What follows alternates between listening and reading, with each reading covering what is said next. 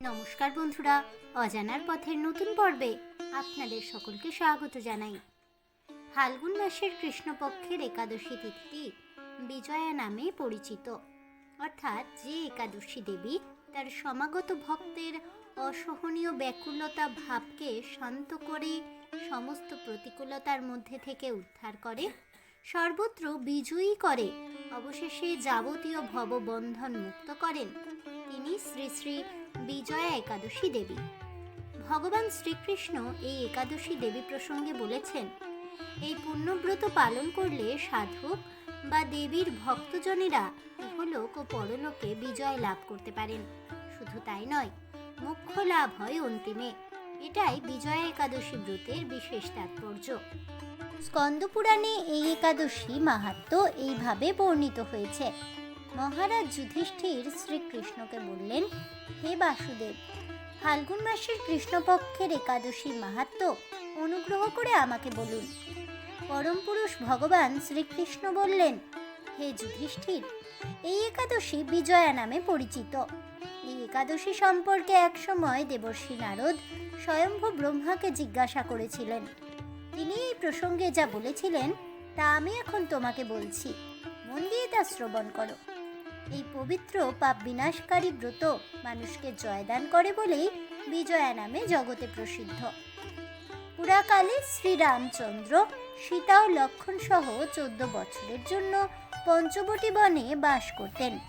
এই সময় লঙ্কাপতি রাবণ সীতা দেবীকে হরণ করেন। সীতার অনুসন্ধানরত শ্রীরামের সঙ্গে তখন মৃতপ্রায় জটায়ুর সাক্ষাৎ হয়। জটায়ু রাবণের সীতাহরণের সমস্ত ঘটনা শ্রীরামচন্দ্রকে জানিয়ে মৃত্যুবরণ করল। এরপর সীতা উদ্ধারের জন্য বানররাজ সুগ্রীবের সাথে রামচন্দ্র বন্ধুত্ব স্থাপন করেন।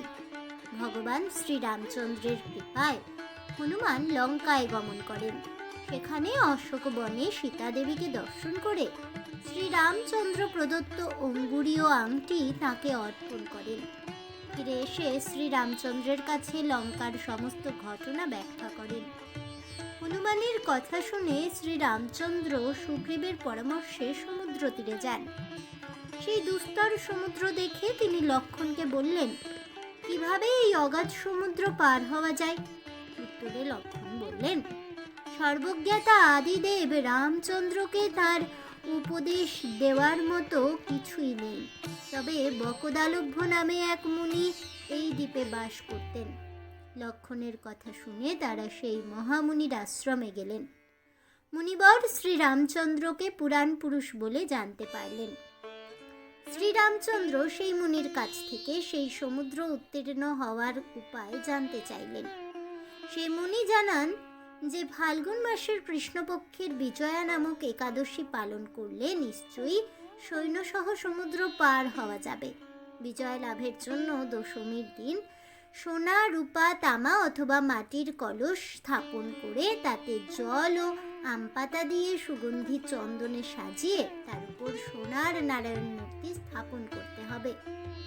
একাদশীর দিন যথাবিধি প্রাতঃস্নান করে কলসের গলায় মালা চন্দন পরিয়ে উপযুক্ত স্থানে নারকেল ও গুবাক দিয়া পূজা করতে হবে। এরপর গন্ধ, পুষ্প, তুলসী, ধূপ, দীপ, নৈবেদ্য ইত্যাদি দিয়ে পরম ভক্তি সহকারে শ্রী নারায়ণের পূজা করে হরিকথা কীর্তনে সমস্ত দিন যাপন করতে হবে।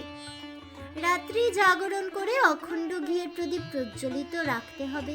দ্বাদশীর দিন সূর্যোদয়ের পর সেই কলস বিসর্জনের জন্য কোনো নদী, সরোবর বা জলাশয়ের কাছে বিধি অনুসারে পূজা নিবেদনের পর তা বিসর্জন দিতে হবে। তারপর ওই মূর্তি বেদজ্ঞ ব্রাহ্মণকে দান করতে হবে। ঋষির কথা মতো ব্রত অনুষ্ঠানের ফলে তিনি বিজয়ী হয়েছিলেন। সীতা প্রাপ্তি, লঙ্কা জয়, রাবণ বধের মাধ্যমে তিনি অতুল কীর্তি ও ঐশ্বর্য লাভ করেছিলেন। তাই যথাবিধি যে ব্যক্তি এই ব্রত পালন করবে তাদের ইহজগতে জয়লাভ ও পরজগতে অক্ষয় সুখ সুনিশ্চিত লাভ হবে। এই একাদশী ব্রত কথা শ্রবণ ও কীর্তনে বাজপেয় যজ্ঞের ফল লাভ হয়। অথ বিজয় একাদশী ব্রত মাহাত্ম্য কথা এখানেই শেষ হলো। জয় পরম পুরুষ ভগবান শ্রী বিষ্ণুর জয় হোক। জয় হোক ভগবান শ্রীহরি শ্রীকৃষ্ণের। জয় হোক ফাল্গুন কৃষ্ণপক্ষিয়া বিজয়া একাদশী ব্রতের। জয় হোক সকল হরি ভক্তগণের। হরে কৃষ্ণ কৃষ্ণ কৃষ্ণ হরে হরে, হরে রাম রাম রাম হরে হরে, রাধে রাধে। এই বলে আমার আজকের ভিডিওটি আমি এখানেই শেষ করছি। তাহলে বন্ধুরা, বিজয়া একাদশীর ব্রত কথা শ্রবণ করে আপনাদের কেমন লাগলো অবশ্যই আমাকে কমেন্টে জানাবেন। ভিডিওটি ভালো লেগে থাকলে লাইক শেয়ার করতে ভুলবেন না। আমার চ্যানেলের নতুন বন্ধু হয়ে থাকলে চ্যানেলটিকে সাবস্ক্রাইব করে দেবেন। পাশে থাকা বেল বাটনটি প্রেস করে রাখবেন নতুন ভিডিওর নোটিফিকেশন পাওয়ার জন্য। ফিরে আসছি পরবর্তী ভিডিও নিয়ে। ততক্ষণ সবাই ভালো থাকুন, সুস্থ থাকুন, আর অবশ্যই সঙ্গে থাকুন আর দেখতে থাকুন অজানার পথে।